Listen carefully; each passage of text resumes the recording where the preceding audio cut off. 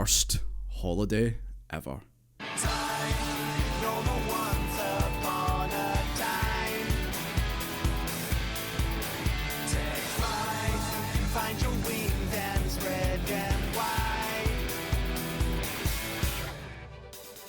What's happening, guys? I'm Jordy and I'm going to be your tour guide as we go through this video. Dawntrail, Dawntrail, Dawntrail. Oh boy. I only just finished the expansion and honestly I struggled to finish it. Not because it was challenging or there was just so much to do in it, but basically I had to force myself through the MSQ. And according to Steam, Reddit and even the official forums, I'm not the only one who felt this way. But I went into Dawntrail the same way I did with Stormblood, in that I heard negative things about it before I started, but I still went into them with an open mind. And this is probably a controversial take in the FF14 community, but it's actually one of my favourite expansions.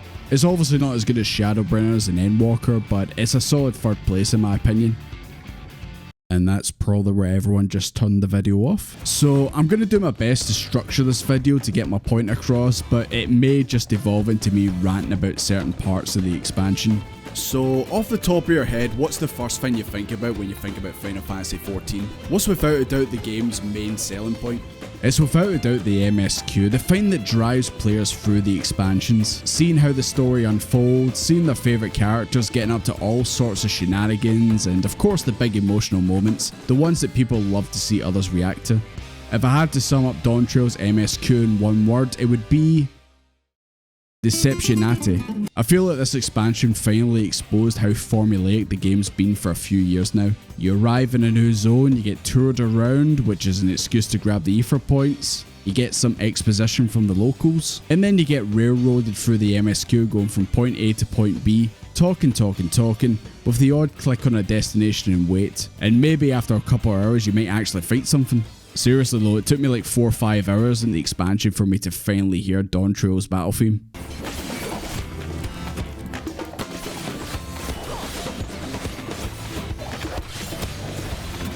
And as you're getting carted through the MSQ, you'll do the typical 5 dungeons and 3 trials, which, as expected, happen at the same level as the previous expansions. It's got to the point where you can see how characters are talking and you know for a fact a dungeon or a trial is about to happen.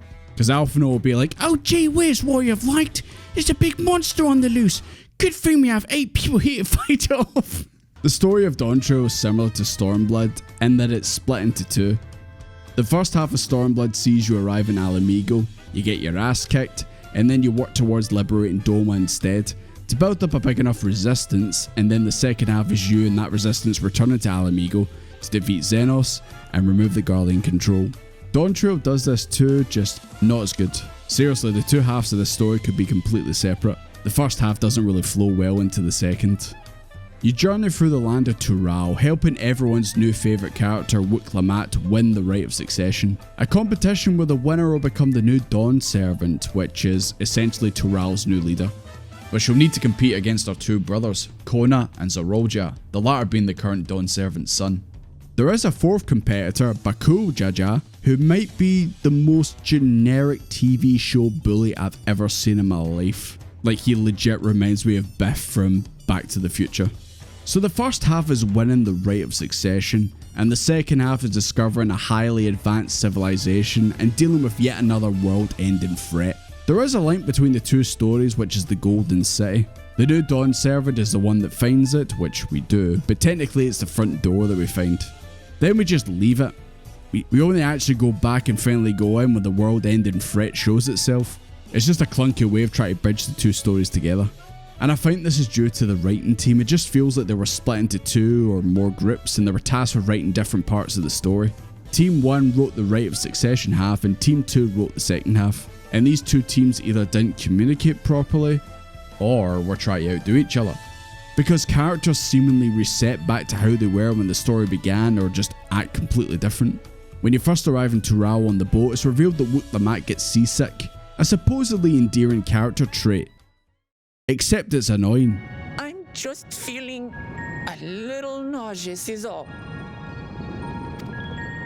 Isn't that what seasickness is? Fuck out of here, boy. Get that weak shit out of here. And they do this joke several times throughout the expansion, but after the rite of succession, we need to get on a hot air balloon to get to the next zone, and once again, Lamont starts freaking out knowing she'll be sick. But the way this scene plays out, it's as if this is the first time this bit's actually happened in the story. But you're several hours into the expansion at this point, and it's just after the rite of succession, which makes me think this was Teams 2 writing, and they didn't know that Team 1 already did this bit. Once again, this is just speculation on my part, but the story just at times just feels bizarre. There's also a scene with Bakujaja after the rite of succession where he runs back home after being humiliated. Keep in mind, this is a guy throughout the story has been arrogant, overconfident, and just a straight up dick. This guy barely tried to do any of the challenges of the competition and would just have preferred to threaten or even kill the person who decides if the candidates pass the challenge, or steal the keystones from the other competitors, which he actually does to Wook Lamont when he kidnaps her. And to top it all off, he releases the Sky Rune from captivity, a literal calamity level beast that threatens all of Tural, and was only just barely put into captivity by Galojaja and his crew many years ago. So this guy does all that, then loses the competition, quite rightfully so. We meet him again in the woods, and then out of fucking nowhere he drops this big sob story about how, oh, divine ones are rarely born, before him dozens of his siblings died prematurely. And then he does this big speech about how the rite of succession was so important to him. He was not only doing this for his dead siblings, but the Makuo he lived with are counting on him to bring glory to them. Once again, this was so important to him, guys. That's why he barely gave a fuck when he was in it. He just wanted this so bad. That's why he came across as not giving an absolute shit about anything. Those children died so that we could live. So we had to succeed, no matter what. To fail would mean it was all for nothing. Nothing. But I did fail. I squandered their sacrifice. I sympathize with your pain, but you are a dick. This is just another character that I feel suffers because of the two writing teams. He's just your typical dumb bully at first, and then he has this big sob story to make you feel bad for him. Why would I feel bad for him? I didn't feel bad for him, he was a dick. Most of the characters in this expansion aren't that great. All the scions might as well be planks of wood that every so often spout exposition or talk about how good Wook Lamont is.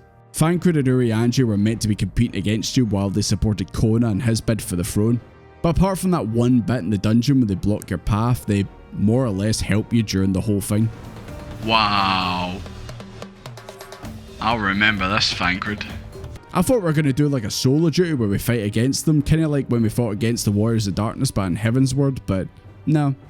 They just help you at times. There's really no competition. Then they disappear after the competition ends, only to show up in the endgame and do what every Scion does during this expansion. Stand around and every so often say something that doesn't move the plot forward. The twins are with you from the start, but they don't do much in the story. Alphinaud has a couple moments where he needs to heal some NPCs, but other than that, the Alpha we've come to expect in every expansion, the one that comes up with the best course of action, especially when it comes to diplomacy, is nowhere to be found here.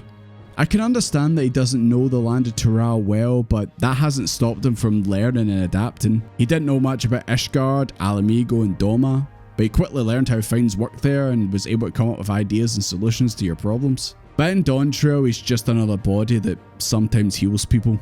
And poor Alize gets it even worse, unfortunately. She's the one who prefers actions rather than just talking, but she doesn't even get to do that much. You know it's bad when the only parts I remember of in the expansion is her nearly falling off the Mad Max train. And when you have to leave her at the front door to the Golden City while you go in, it's like tying your dog up outside the shops and saying, "I'm just going to the shop. I'll be right back."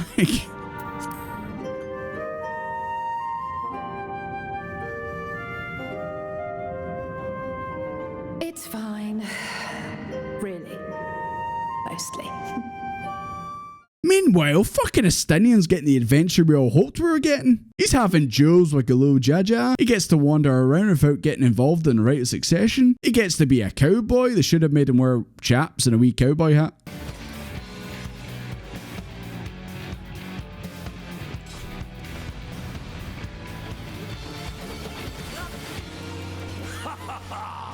I see you know the Viper style. Oh, he's commenting on my job.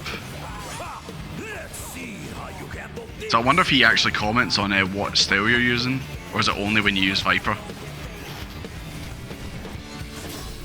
Oh. Ah! Fuck! I started typing in the chat! Shit! He does turn up to help in the endgame, but as soon as he's done, he's off again to explore. I was practically on my hands and knees during the playthrough begging for him to let me tag along, but nah, it wasn't to be. Well, apart from those members of the Scions, surely that means Erenville and Crow will get their story moments, right? Like that's ever gonna happen. Dawntrail was also going to go into Erenville and Crow's backstories, and while the story does do this, they barely get any time. Tural's where Erenville was from before he made his way to Old Charlian, and Crow's grandfather left her clues after he passed about finding the Golden City and discovering where she truly comes from. So this is a sort of homecoming for the both of them, but they barely get any development through the story, Crow especially. And then you get to the endgame and both stories are all of a sudden ramped up and they just finish just as fast. Erenville wanted to see his mother again, and then he finds out that she's actually passed away, and the one we actually meet is actually an AI.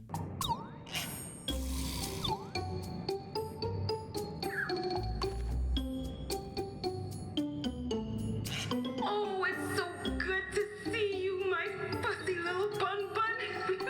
This all gets dropped on him at once, and then you ride on a capybara with the two of them before Erenville pulls the plug on her and sets her free. It just happens so damn quick, you barely have a chance to really think about what the hell's going on.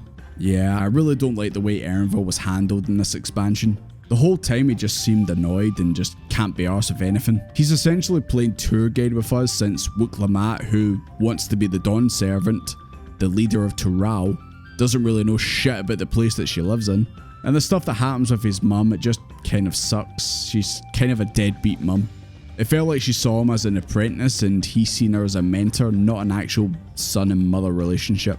She wanted to keep adventuring rather than settling down and raising her son properly. Crow discovers that her real parents were actually from the Golden City. Her grandfather happened to be at the front door when they came out carrying baby Crow, and they ended up giving her to him so they can escape this war that's going on within and she can live her life outside. We do eventually find them later on as AI constructs, and Crow gets to chat to them for like 5 minutes before the plug's pulled and they disappear forever. Right, Crow, you met your parents for 5 minutes, now go back to talking about how great Wuk-Lamat is.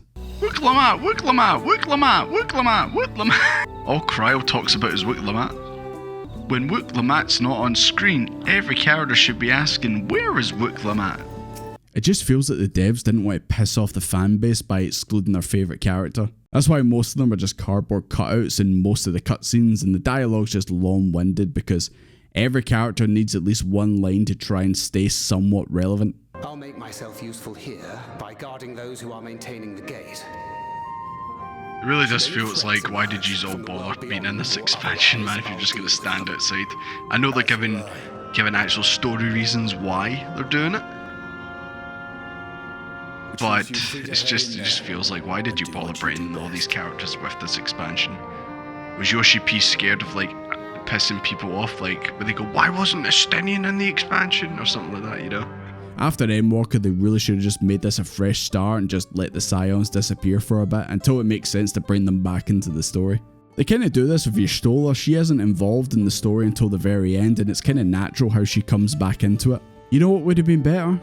You head to Tural of Corral in Erenville, maybe the twins come too, and Graha, as long as he doesn't throw another ice cream. God damn, boy! But yeah, you head to Tural since it's a land you've not explored yet, and also Kral's still investigating her past and Erenville wants to head back home. You get there, you start to see the sights, and then you get roped into the rite of succession with Wuk-Lamat. You then follow the same journey, but along the way you start to recruit new people to the party. Just like you did in past RPG games, you have Mablu, the pink pillow you meet in the first zone. She could have came along and been the Tural version of Tataru. Akojaja could have joined later on since he basically does become a good guy and helps you out during the attack on Tuliyola. This would mimic Galojaja's original journey that he went on before he became the Dawn Servant. And it means we get to keep getting to know characters who we meet rather than hang out with them for one zone and then on to the next, and then they don't exist anymore. This would also give you more potential characters to enjoy rather than just always the Scions. And it would also help tip the favour for Wook Lamont in the competition. She's already looked at as the underdog, but if she united a ragtag group of unlikely comrades to win the whole competition, that would look good. The devs likely keep the Scions involved so they have them available for the dungeons and trials with the trust system. It's the same reason for them no killing Thancred and Shadowbringers, even though it absolutely looked like they did and they got cold feet at the last second. "'Tis only a flesh wound." This no doubt puts them in the corner from a narrative perspective, which is just a shite situation I imagine for them. But they could always just put generic characters in the slots for the dungeons and trials. I mean, they did it in A Realm Reborn, like when you fight Ifrit and you have 3 random dudes fighting alongside you. I mean, why can't they just do that? It just makes all the characters feel not special, and also you know that they're never gonna die, basically.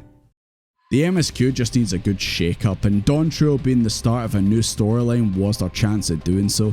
Previous expansions introduced some new mechanics you could use at certain points, such as the first person looking at objects, having NPCs follow you and allow you to talk to them at certain points, and even the dreaded follow the NPC but hide every few seconds. At least they tried to add some variety to the quest rather than just always run from point A to B, talk to someone, then run to point C, which Dawntrail still features a shit ton of.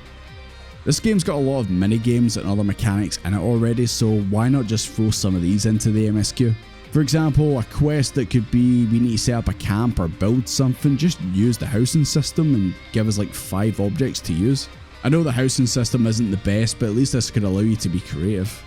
Or what about you need to craft something, you need to craft an item as you normally would, but the game won't penalise you for not being the correct level. They could even add in a platform challenge, maybe not as hard as some of the jumping puzzles in the game, and they could even add a skip feature if you failed at a certain amount of times. Hell, even throw in a DPS check minigame like they did with A Realm Reborn when you're fighting that big boulder. Just anything that makes you play the game rather than sitting in cutscenes constantly with Wook Lamont going, "Oh my god, fucking tackles!" The part where you're on the Mad Max train, I thought we were going to be doing a shooting minigame since we're on one of the turrets. But no, this was just another cutscene. They could have implemented Air Force 1 from the Gold Saucer and had you shooting enemies or something. At the end of the day, we just have to assume it's the spaghetti code and the dodgy engine that's stopping the devs from doing these things. At least I really hope that's the case and they're just not being lazy. But when you do get to play the game's content, such as the dungeons and trials, they are a lot of fun and they're without a doubt the best part of this expansion. I enjoyed nearly every dungeon and trial. I love the new mechanics they brought in for these, even just having that text on screen is good for figuring out what the boss is about to do, rather than getting hit or dying wondering what happened. And with the new dungeons and trials comes new music, and I'm probably going to lose any credibility I might have built up so far in this video, probably not. But I think the music in this expansion is lackluster. Okay, let's kill him. Let's kill this guy. Let's beat him to death with hammers. I know, cancel me, unsubscribe if you were already subscribed, or hell, subscribe just to unsubscribe, I don't mind. Don't get me wrong, there is some good songs in here, such as the Vanguard dungeon, the Eorzea fight, the final fight, and even the Dawntrail theme and the battle music. Even the music of the first 2 zones in the game just kind of blend together to the point where I can't actually tell them apart. It's just when you compare the songs of previous expansions, just Dawntrail just doesn't hold up. Is that a big dick? And of course, there is that one infamous song everyone knows from this expansion.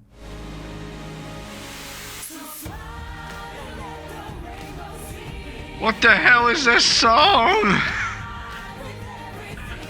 What the hell is this?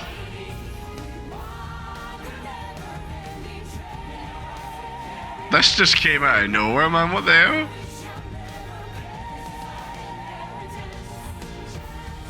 This is like something from the Lion King or something. What the hell?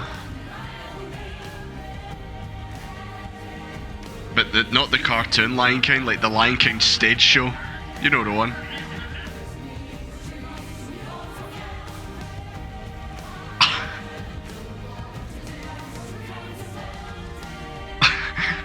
I don't know if I like that.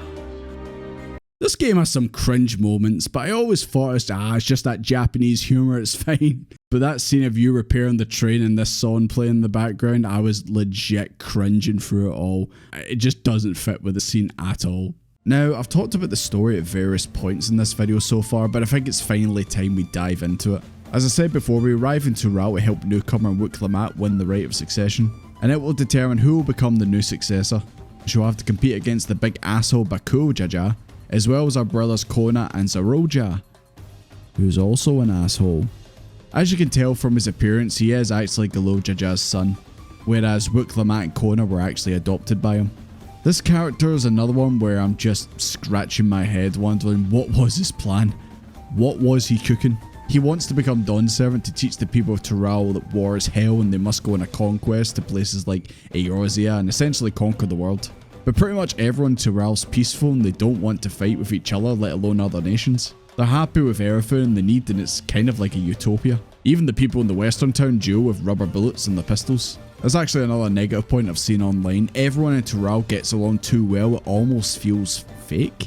You need help? The residents of whatever area you're in are more than happy to help out, except the Mamu in the jungle. But for the most part, everyone wants to help, and gone are the days where you had those tense negotiations like try to get aid for Doma or talking to the Garleans and Endwalker, trying to reason with them that you're not a threat. Nope, the happy people in Tural want to drop everything they're doing and help you out. I've also seen theories that the devs were terrified of offending people, especially people from real life countries that Tural's actually based on. Places in this game are based on real locations or at least influenced by them. For example, Fenir is India, Doma's China, Sharlayan's Greece, and Tural's actually based on South America. The devs got backlash on getting things about these places wrong and making mistakes in the translations, and this has led to the devs apologising and promising they would be more respectful going forward. This is likely why the Beast Trials were renamed to the Society Quests, so I can see why they made everyone in Tural super friendly and helpful.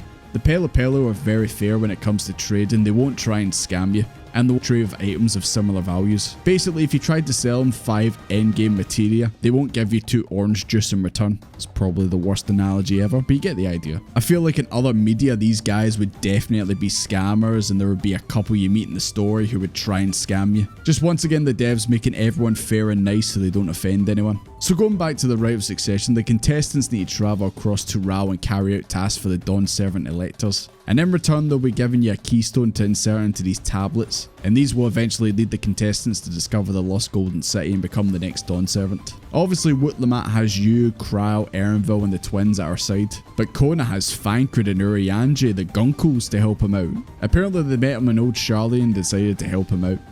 Very convenient. The other two also have a couple helpers, but not as much as you do. There's actually another theory that these two were actually meant to be just one character, but the devs decided to split them up. For instance, they're both miracle births, and that blessed siblings are a rare occurrence, and blessed siblings like Galojaja can't reproduce.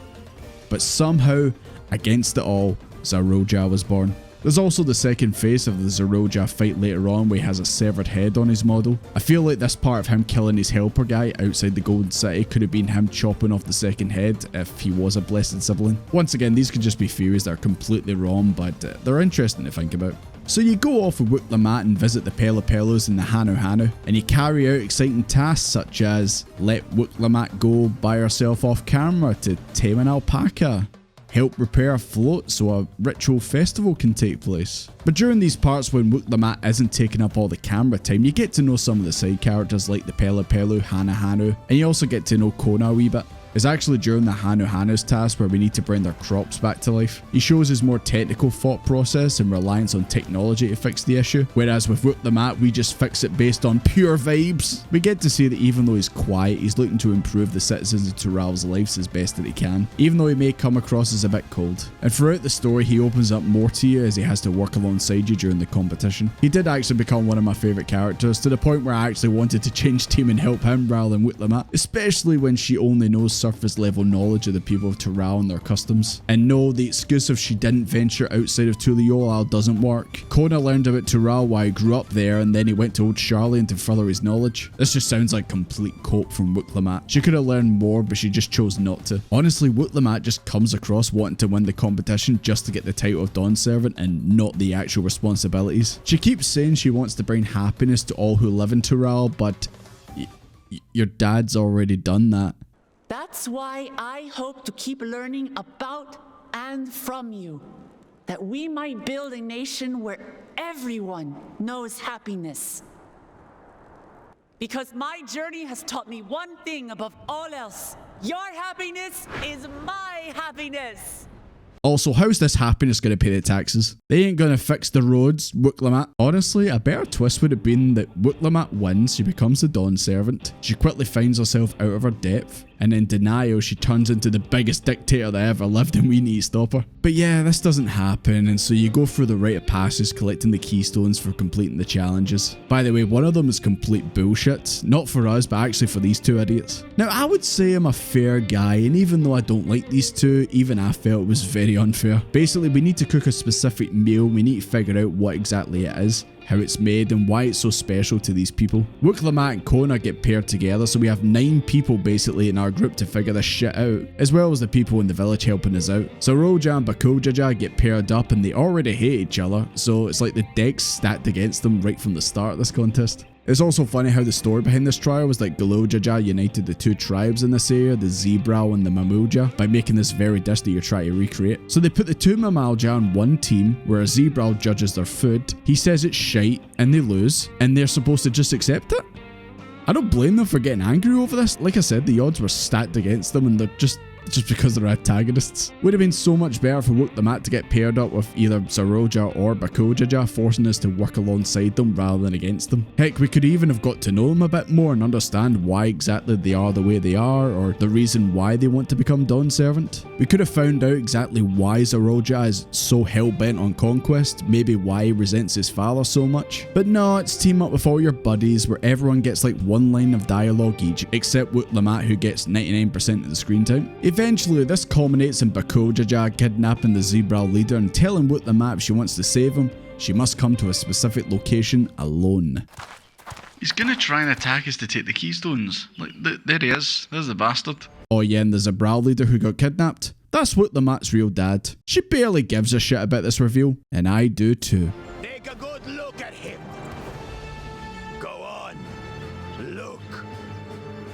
Surely you recognize your real father.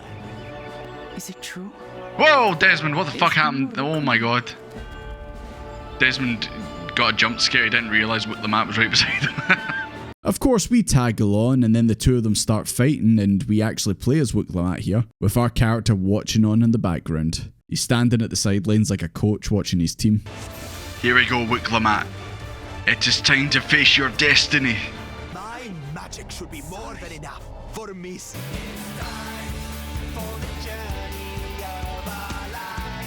Wuklammat then proceeds to kick the shit out of Bakojaja, even though not long ago she got kidnapped by a regular dude with a sack. This is actually another problem with her. She gets shown in level power-ups throughout the story, even though there's nothing on screen that would hint at it. You don't see her training or learning. You could say that fighting alongside you in the dungeons is her getting stronger, but then why are the Scions the same strength since Shadowburners? They come with you during the trials and dungeons. The better thing to do during the story is actually have Wuklammat ask to spar with you. The first time you spar Wuklammat, our attacks would be heavily telegraphed and you can easily avoid them and you'd easily beat her. Then by the third time you spar, the fight's much more difficult. The same attacks now have a shorter time to avoid and she does much more damage. At least this would show her growing throughout the story and show that you are actually mentoring her through the journey. Instead, we just feel like a babysitter for the most part. But guess what did make me feel? And not in a good way. We go to the jungle where the Mamuja live to get the final keystone, and we must defeat Ghostad. This is Galojaja's shed, and somehow these guys keep it in a jar. I don't want to know what you guys do with jars. And only one competitor can fight it at a time. Zaroja tries and fails, and then he attempts to attack the Mamuja leader, and this gets him disqualified from the competition entirely. Bakojaja's pretty much gone as he only has like 2 keystones and he get yelled at by the Mamuja leader for being a fucking idiot and not winning. So it's down to Wuklammat and Kona, and you know what Kona decides to do? He forfeits the competition so he can fight alongside Wuklammat and us against Ghostad.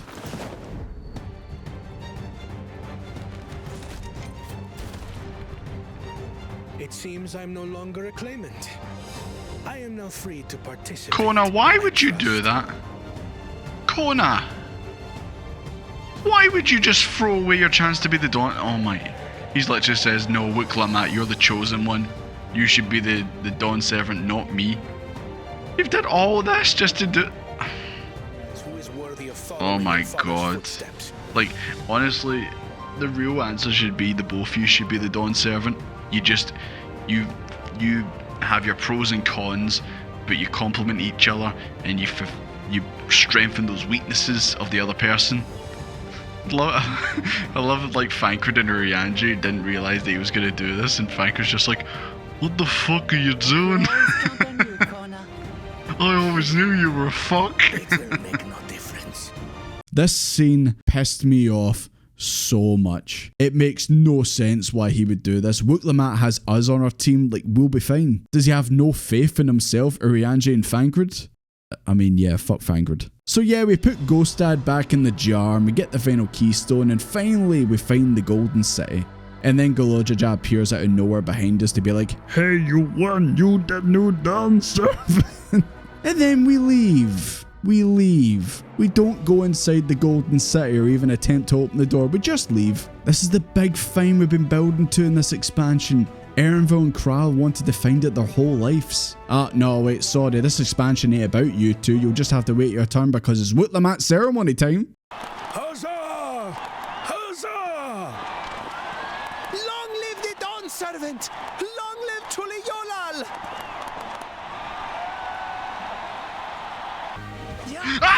Wooklamat's killing herself, let's go! Also, she decides to make Kona Dawn Servant too, her being the resolve and Kona being the wisdom. I actually did think this would be the best outcome. I just wish that they didn't have Kona forfeit the competition. Should have just had him get all the keystones and win alongside Wooklamat. Doing it this way just feels like throwing Kona a bone, you know, pity points. But Tural has 2 new Dawn Servants and everyone lived happily ever after. Just kidding.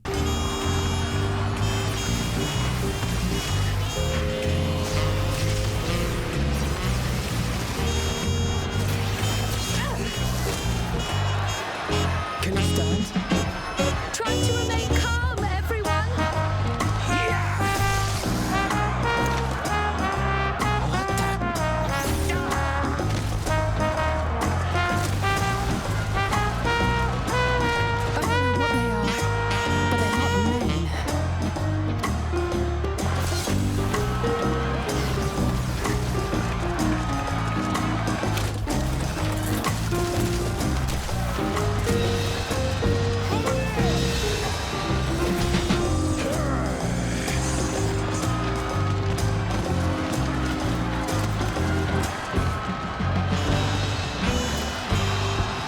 Someone help me, please!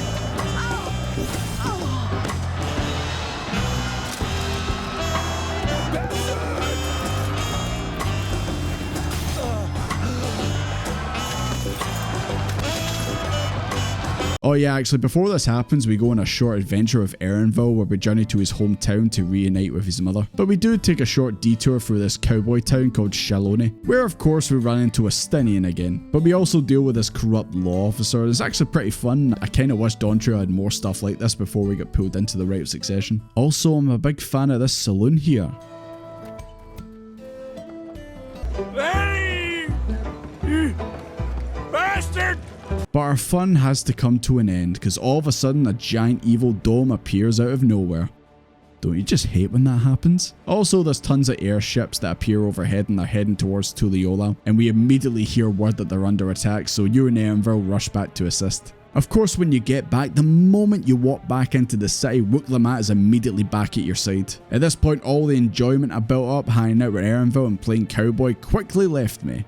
I felt deflated. I was like, oh yeah, back to business as usual. So you reunite with your comrades and you all make your way to the throne room. This is all a cutscene, by the way. You'd think this would have been a solo duty for you, to do something, but no, this is just a cutscene. Happy watching. Also, while you're heading to the throne room, you see a strangely dressed woman watching the carnage. I'm sure she won't become a main part of the story. So you storm into the throne room and you see Galojaja fighting someone, and it turns out to be his own Zeroja, who's actually sporting some new upgrades. During Wooklamat and Kona's crowning ceremony, Zeroja stole the keystones he was missing and then found the Golden City himself. He also used this hourglass object that he stole from the palace to open the door, but before he does, he hears a mysterious voice.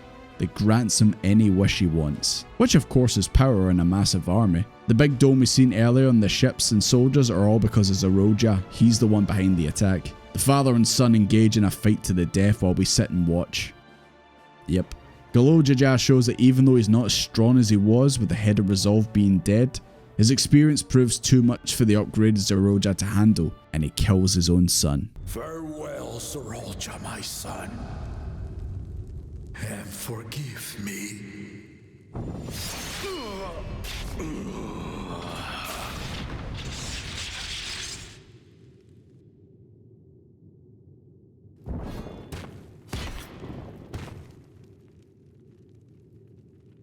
Fight!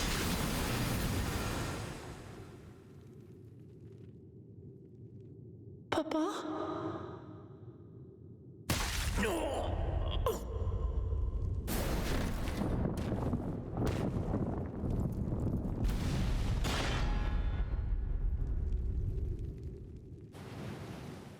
Using the upgrades and the weird device on his head, Eorzea resurrects himself and lays the final blow to his father, killing the old Dawn servant. Of course, this is another cutscene I was very invested in, for all the wrong reasons of course.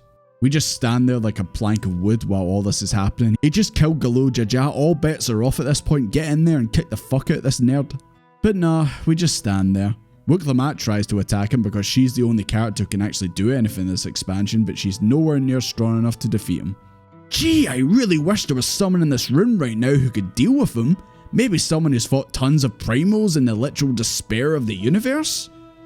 Nah mate, there's no one like that in here. So as Eorzea does what every bad guy does, he retreats instead of fully taking over. And he tells us we must confront him at his home base and prove to him that we are better? Yeah, this doesn't make any sense. It's typical, we've put ourselves in a corner so we need to come up with some bullshit as to why we just don't immediately lose. Kinda writing. So Eorzea dies, and everyone is really sad. I was sad. I liked him. At least I did at the time. After finishing the expansion and thinking about it, I don't think I like Eorzea as much as I did while I was playing it. He's a character without any flaws, everyone loves him, he's a leader, a strong fighter. Everywhere he went, people loved him and he accomplished a lot of things. And everyone talks about how great of a dad he is. His own son hates him and is a psychopath. And his two adopted kids have their own issues. I think a more interesting idea would have been that you hear all these great things about him, but then as you go on the Rite of Succession journey, you start to piece together that the stories that you've heard of him might actually be a bit far-fetched. With the Echo flashbacks, you could see that he was actually a bit of an asshole. You could see that he united the zebra and Mamoja through fear rather than the meal that was supposedly brought them together. You could hear how in private he would beat Eorzea to an inch of his life, train him to be as good of a warrior as him. This would at least make him hating his father actually make sense, because as it stands in the story, Eorzea just has major daddy issues for no real reason. I mean, it might be because he favoured Wuklammat and Kona, but it's not outright stated. Wuklammat and Kona could have learned about who their father really was, and it could have led them to come to terms with it all. Maybe even question the whole Rite of Succession competition. Eorzea even says that if no one wins, he's not going to give up the throne. So you're just going to stay on it until you die and then leave a power vacuum in your wake, Eorzea? As if doing that wouldn't make Eorzea act up even more. I'm just going to say she's not ready to rule. I hope she's not fucking hiding behind one of the columns. I say she's not ready to rule, she's pure. You fucking bastard, Desmond! It's like, oh shit, I didn't see you there. How long you been standing there, Wuklammat? My daughter is shit. So yeah, he's dead, and then we make plans to head to the dome where Eorzea resides. The cat boy has arrived. But of course, some folk need to stay in Tuliyollal just in case Eorzea decides to attack again. Kona and Alphinaud agree to stay behind, but why not Wuklammat? Why is Kona going to stay and defend Tuliyollal with Alphinaud? The two smart ones are staying to defend. You would think, I don't know, someone strong should be there to defend? Someone like, I don't know, Wuklammat? It makes so much more sense for her to do this alongside Alphinaud than it is Kona. Just once again, the writers are forcing Wuklammat by your side any chance they can get. It's this point really in the story where I just accepted that the negative reviews I've seen of this character were true. I could not believe it was so blatant that they wanted Woot Lamat to be the face of this expansion, and who knows, maybe the face of Final Fantasy XIV going forward. As scary as that sounds. So one Mad Max train later, we bust into the dome, and we discover the land within it has changed. Instead of deserts, there's now some electrical influence across the land. But it's here we finally meet that character who we seen during the attack on Tuliyola. This is Sphene, or as I like to call her, Sphene, the Queen of Alexandria. It turns out the dome is actually their world and it's broke out into Tural because of Eorzea. If you are the Queen of Reason, is there perhaps a... Yes, if you mean to ask if there is a King of Resolve. Oh no! Together do we reign. Girl, were you fucking that lizard? Ah! So she gives us a tour of the village and we see the residents going about their lives. We notice that they all have the same device on their head that Eorzea did, and Sphene actually explains that this allows them to come back to life using souls stored within the device. It's basically like having extra lives in Mario, only these guys don't know about the infinite life cheese. But oh no, Woot Lamat's found her old babysitter in this village and she's old as fuck! She was actually on that train when the dome appeared, basically on top of it, and it doesn't take long to realise that time flows differently inside the dome. A few minutes for us outside it could be years inside. It's kinda like the Source in the first in Shadowbringers. But it's here that we learn that once residents in the dome get to a certain age, no amount of souls can stop them from passing. You would start to feel bad for her, if it wasn't for the fact that she bounces back from this too quickly, and if she wasn't shoved in your face every 2 seconds. This normally would show that a character's become stronger and gone through an arc, but we really don't see her growing, it just looks like she moved on really quickly.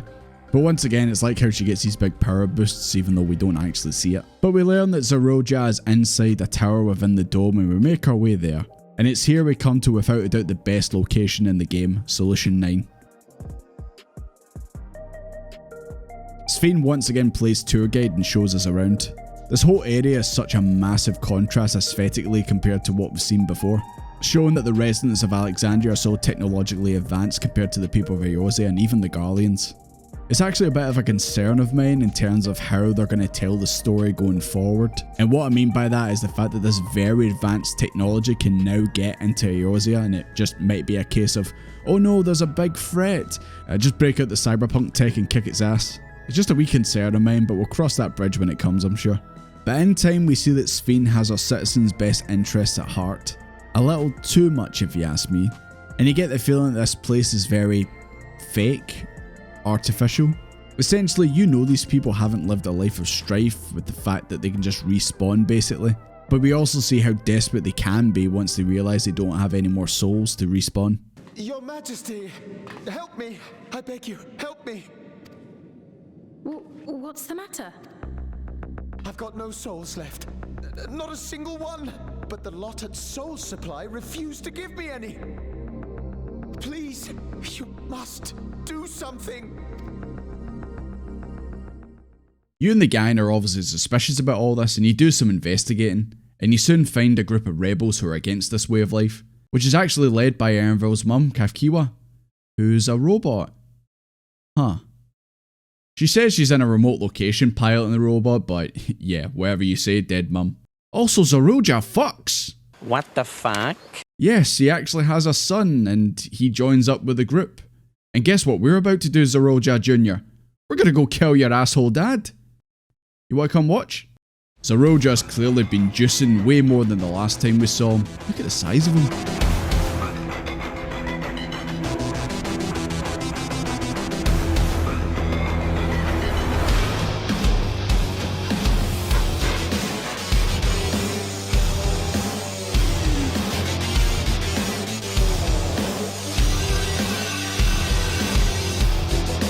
I do like this bit of storytelling in the fight, how Eorzea sees the manifestations of his insecurities, seeing his dad whose shadow he couldn't overcome, Woot Lamat who took what he felt was his, and his own son who he didn't want but maybe he actually has some feelings for and he's just trying to force them down. There's a lot of things to think about in this fight during this wee bit, but the fight itself is a lot of fun. There's a lot of moving platforms, cool mechanics to do, and the phase 2 ups the difficulty. And of course the music is pretty damn good.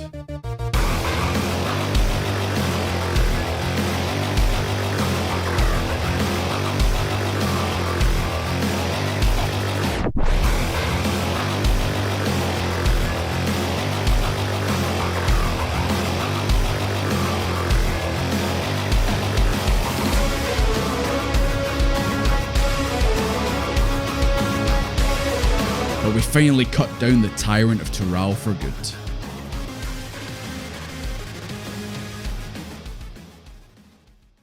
And now it's time for you to feel bad about it with Junior crying and Wooklamat being sad.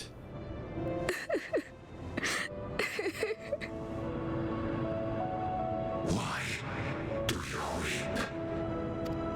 Why didn't you want me?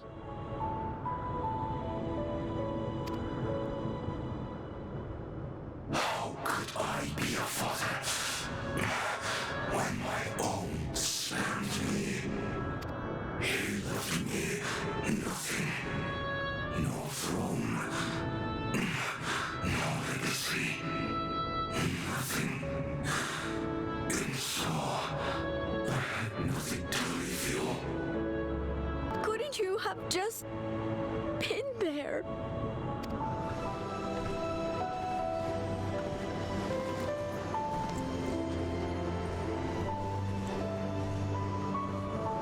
You think Papa left you nothing? You goddamned fool! You have the one thing he couldn't leave anyone else. You and Kululcha.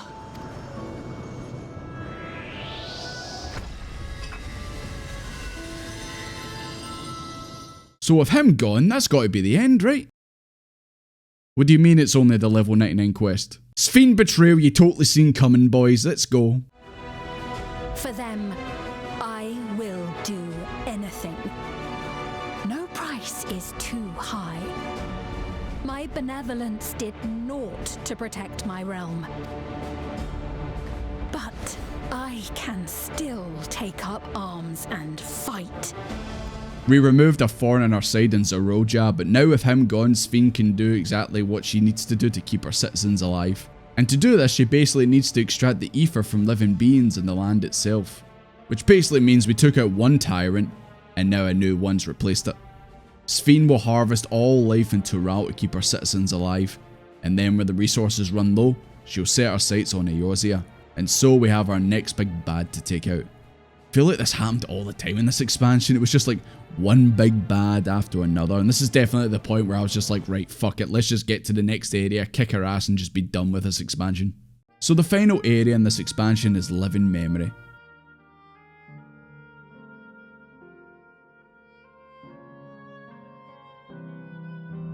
This is this expansion's Amarot, except it's shit, and it has that piss filter that games had in 2009. The people who live here aren't real, they're essentially ghosts or like snapshots of when they were the most happy in their life. Which is even funnier when we see Wooklamat's babysitter again, and the best moment in her life was when she thought she lost Wooklamat. Then Wooklamat speaks to her and tells her that she's her, and then the babysitter immediately grows old and dies.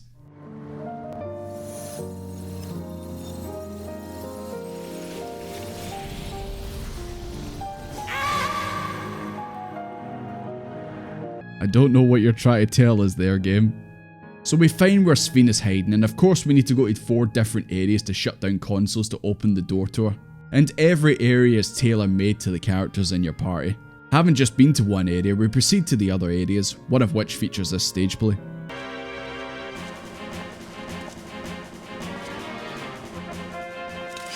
Oh god, Desmond's back to being a paladin. Yeah, it's a royal knight. Boo, Wooklamat, boo. I beg your pardon? What a twist! Unbelievable. Ha! Yeah.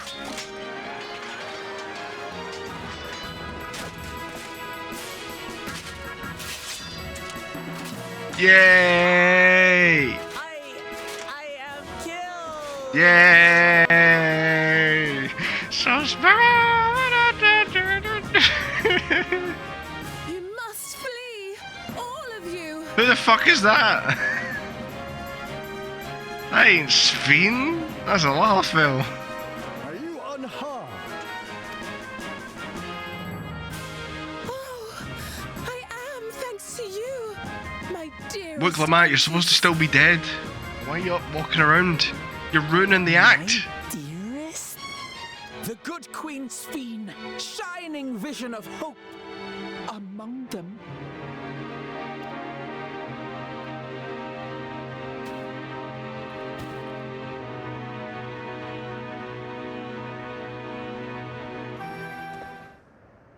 Go to her!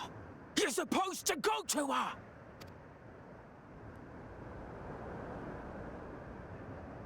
What's happening? Is it over already?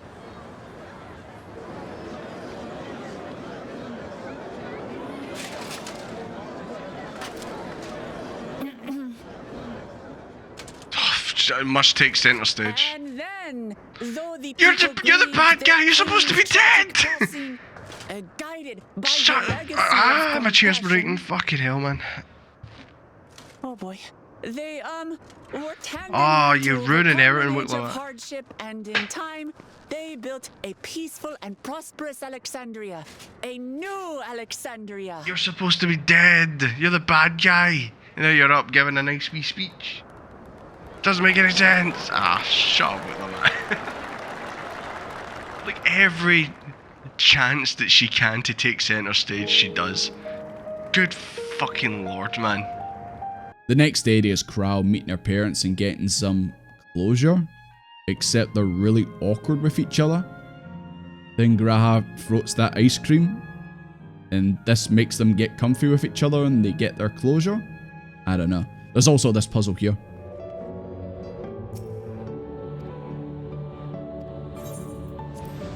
Let's see how I did. Just once again, I have to state they absolutely dropped the ball with Cryo. And of course, Erenville doesn't fare much better. The last area is of course his mum's, and he's just angry the whole time, feeling like she left him behind, and he's just wanting to shut down the console and just get it over with. I wouldn't even call this proper closure. I felt bad for Erenville, not gonna lie. I was also kind of like, yeah, let's just shut this down. You know how this is gonna go down, let's just shut it down. I don't know if the story was just poorly told, that I didn't really care, or just at this point in the MSQ, I was just wanting the whole thing to be done with. At least we got to go on a boat ride with Graha. Do you remember what I said to you before all this? That life is a series of journeys. That you must be true to yourself, for indeed, there's no telling what awaits. He's gay, but he has a special connection to classical music. There's many things that are interesting about him. But once we shut down the consoles, we finally confront the big bad Sphene, and she jumps into a big robot to fight us.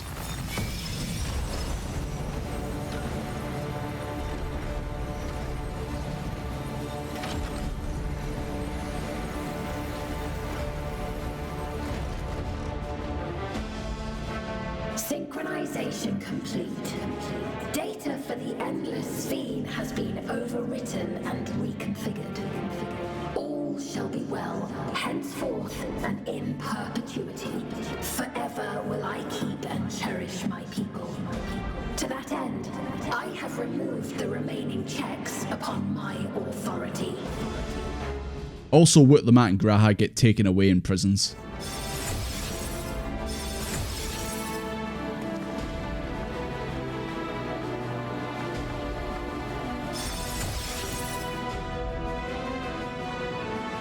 And so finally it's just you versus the big bad of this expansion, doing what we do in every expansion. One-on-one with the big bad. You doing what you do best.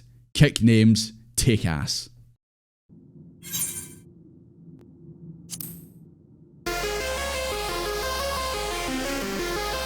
Obstructions to the plan will be summarily removed.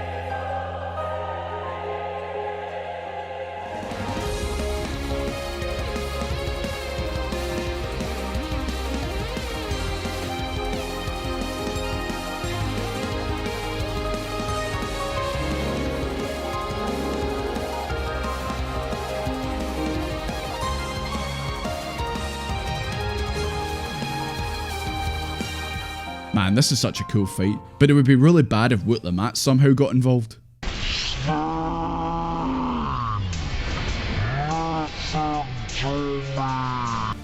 I really don't know what else to say. I really don't know how anyone can say Wootlamat wasn't shoved into the story constantly at this point. The fact she got out of her prison using her raw power, while Graha, who's arguably one of the strongest scions with his years of knowledge as the Exarch, can't get out. And the good music we had is now gone with the inevitable arrival of Wootlamat jumping in to get all the glory. It's like trying to sound bombastic, like, oh, this is the big finale. It's so obnoxious sounding. It's like, sounds like you're having a fucking stroke. But yeah, with the unwanted help of Wootlamat, we put the Sphene bot down for good. Oh yeah, this is actually an AI of Sphene basically. It looks like her, it sounds like her, but they changed her personality to be evil. Who's they? I'm guessing it's the AI themselves. I don't really know. I guess we're going to find that out in the post-patch stuff, but honestly, I just kind of forgot a lot of plot details at this point. But with Sphene gone, the citizens of Alexandria begin to freak out. But we basically say, nah guys, you get to actually live now. You've only got one life to live. Fucking YOLO, boys. I honestly can't blame these guys for freaking out, to be honest. We did kill their queen. But with all that said, the big bad has been beat. The expansion is over. We head back to Tuliolal. And there's only one thing left to do, guys. So smile, let the rainbow sing, alive with everything it breathes. Embark the never-ending trail. We know that our world shall never fail.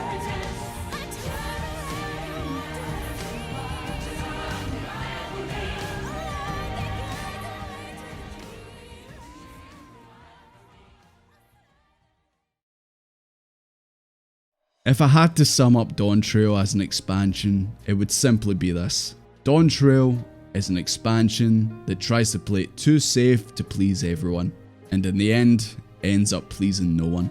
But I do believe the devs can turn the story around. We've seen them do it before, and the post-expansion content has been more enjoyable than trudging through the base MSQ. But yeah, it doesn't surprise me that sub numbers dropped and a lot of people who are playing 14 every day have stopped playing as much since Dawntrail released.